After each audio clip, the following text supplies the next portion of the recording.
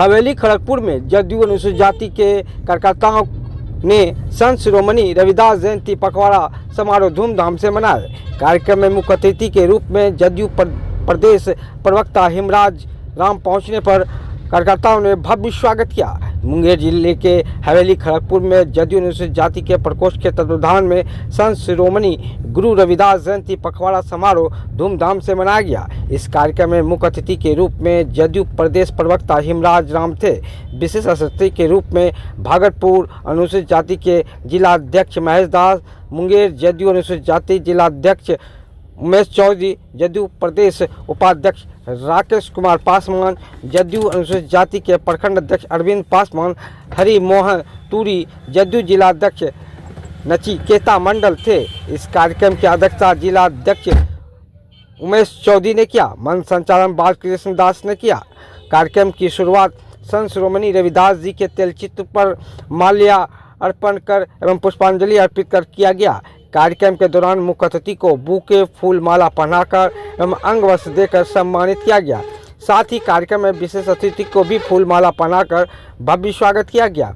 कार्यक्रम के दौरान मुख्य अतिथि एवं विशेष अतिथि ने संत शिरोमणि गुरु रविदास जी के जीवन पर प्रकाश डालते हुए उनके बताए हुए रास्ते पर चलने का संकल्प लिए और बिहार के मुख्यमंत्री नीतीश कुमार को 2025 में भी मुख्यमंत्री नीतीश कुमार बनाने का संकल्प लिया गया। इस दौरान वार्ड पार्षद वार्ड 10 के राजेश कुमार ठाकुर, वार्ड पार्षद 10 के राजेश कुमार रजक, हवेली खड़गपुर जदयू अनुसूचित जाति प्रकोष्ठ के तमाम सदस्यगण मौजूद थे। इधर तमाम देख सकते हैं बैठक के दौरान क्या कुछ कहा लोगों ने, इधर क्या कह रहे हैं, देखें पूरी रिपोर्ट।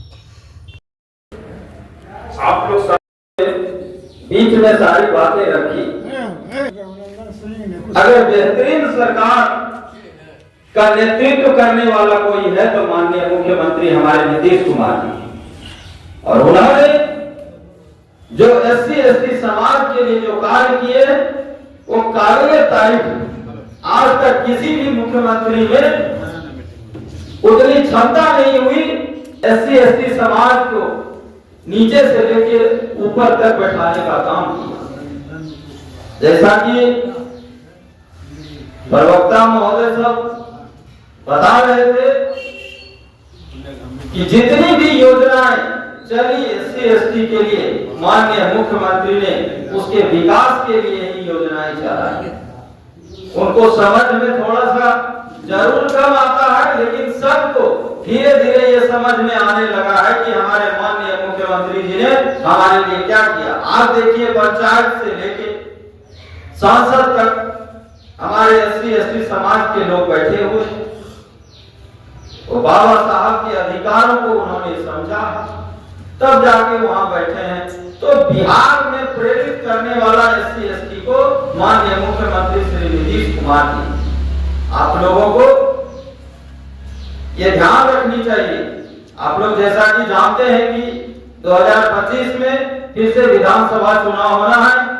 इसमें माननीय मुख्यमंत्री जी को 225 के बाद सीटों से जीत दिलाकर उनको फिर से मुख्यमंत्री बनाने का हम लोग इस प्रसार में बैठे सभी लोगों से विनती करेंगे। सभी लोग संकल्पित हो कि उनको 225 पार करके फिर से मुख्यमंत्री बनाने, एक ऐसे महापुरुष का पखवाड़ा मनाने के लिए जो किसी परिचय का मोहताज भारत ही नहीं पूरे विश्व स्तर पर नहीं है। उनके बारे में कितना हम लोग जानते हैं तो नहीं पता, लेकिन दुनिया के कोने कोने में इनके अनुयायी भरे पड़े हैं। आज जो इस आधुनिक भारत की परिकल्पना हम लोग कर रहे हैं, जो देख रहे हैं हिंदुस्तान कहां से कहां जा रहा है, उसमें सिर्फ भारत बिहार ही नहीं, भारत क्या नहीं करा है। उन्होंने उस समय बता रहे थे कितने अभावों में समाज उस समय किस परिस्थिति से गुजर रहा था। उस समय उनका जन्म होता है। उस माघ पूर्णिमा के बारे में हमारे भाई साहब बताए विस्तृत रूप से। उस दिन उनका जन्म होता है, उन्हें पूरे विश्व को रास्ता दिखाने के काम किया, और आज उनके मार्ग पर चलकर हमारा देश, जो हमारे माननीय प्रधानमंत्री कहते हैं ना विश्वगुरु, आज ऐसे महापुरुष के रास्ते को दिखाने का जो उन्होंने काम किया, चलकर ही हम विश्वगुरु को प्राप्त कर सकते हैं। संत में भी इन्हें शिरोमणि की उपाधि दी गई। इनका एक ही लक्ष्य था, इनका जो कहना था, मानव मानव सब हो प्यारा। तो वो बोले थे कि अगर एक मनुष्य दूसरे मनुष्य से प्रेम करना शुरू करे, कोई छूत अछूत की भावना ना हो, कोई ऊंच नीच की भावना ना हो, सब मानव मानव प्यारा है, तो हमारा देश पूरे विश्व पर शासन करेगा, राज करेगा। गंभीरता पूर्वक सुनने का प्रयास कीजिए। हम जिस महापुरुष की याद में यहाँ इकट्ठे, कौन? साधु के भेष में तो बहुत लोग मिल जाते हैं, संत भी इस देश में बहुत पैदा हुए। समाज सुधार के लिए,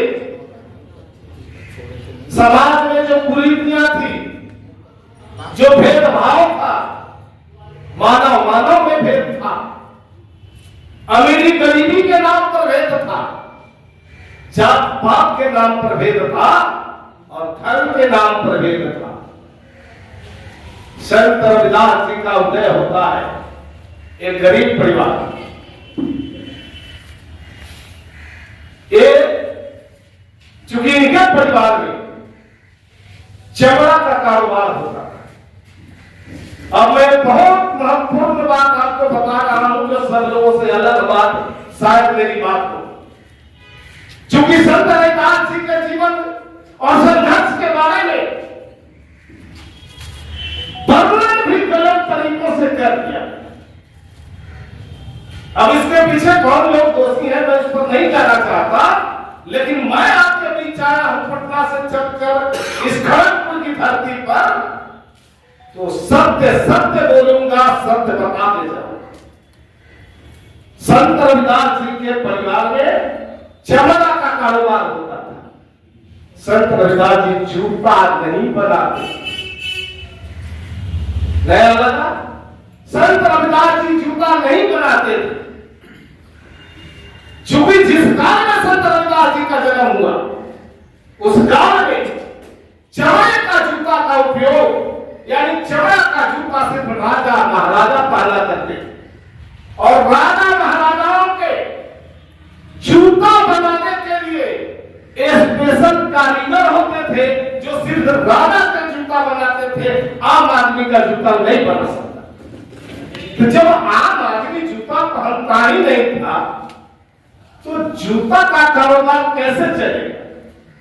तो ये भी जरा दिमाग पर जोर देकर सोचने पर ये बात जरूर दिमाग में आ जाए।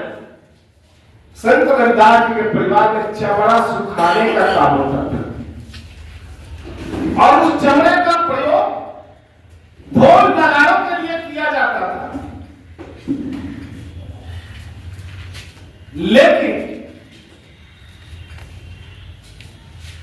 कई इतिहासकारों के द्वारा अपने मन से, अपने हिसाब से उनके जीवन और चरित्र के बारे में चित्रण किया।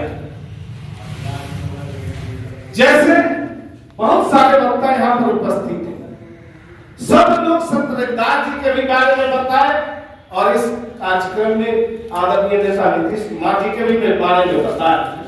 लेकिन अपने अपने तरीकों से, अपनी अपनी समझ के हिसाब से, अपनी अपनी भाषा में समझाने का सब लोगों ने प्रयास किया। तो इस पर मैं कोई टिप्पणी नहीं करना चाहता कि किसकी यह गलती है जिसने एक इतिहास को उल्टा किया। संत रविदास जी जीवन भर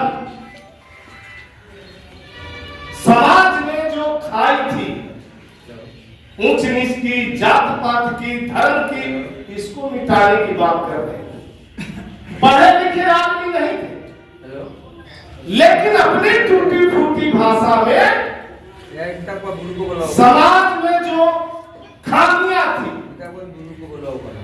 उसको मिटाने के लिए अपनी टूटी फूटी भाषा में कविता बनाकर लोगों को सुनाया करते, और आत्मिक रूप से बड़े शुद्ध थे, शाकाहारी थे, मांस भक्षण नहीं करते थे। जो 10 लाख लोगों को रोजगार देने की बात कही थी, तो वादा 10 लाख लोगों को रोजगार मुहैया कराने का था। 4 साल के अंदर 24 लाख लोगों को रोजगार मुहैया कराया गया, रोजगार के नए अवसर सृजित किए। और वादा जो था 10 लाख का 25 के चुनाव से पहले 34 लाख लोगों को रोजगार दे दी। वादा 10 लाख लोगों को सरकारी नौकरी देने का था। 4 साल के अंदर 9,13,000 लोगों को सरकारी नौकरियां दी गई और 2025 के चुनाव आते आते 12 लाख लोगों को हम सरकारी नौकरियां दे चुके। तो नौकरियां देने में और लोगों को रोजगार मुहैया कराने में भारत के सभी राज्यों से बिहार काफी आगे चला गया। इतने बड़े पैमाने पर दूसरे किसी राज्य में न सरकारी नौकरी मिली, न इतनी बड़ी संख्या में लोगों को रोजगार मुहैया करा।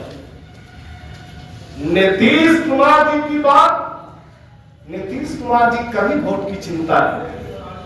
हमेशा जो वोट देने वाले लोग हैं, वोटर जिसको कहते हैं, हमेशा नीतीश कुमार जी चाहे वो जिसको वोट देता हो, राजद को दो, भाजपा को दो, कम्युनिस्ट को दो, जदयू को दो, किसी को भी वोट देने वाले लोग हैं, वोटरों की चिंता नीतीश कुमार जी ने किया है।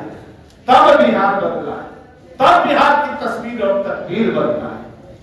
2005 से पहले मिनटों का सफर घंटों में होता था, मिनटों का सफर घंटों में होता था। नीतीश कुमार जी का सुशासन आया तो घंटों का सफर मिनटों में हो गया।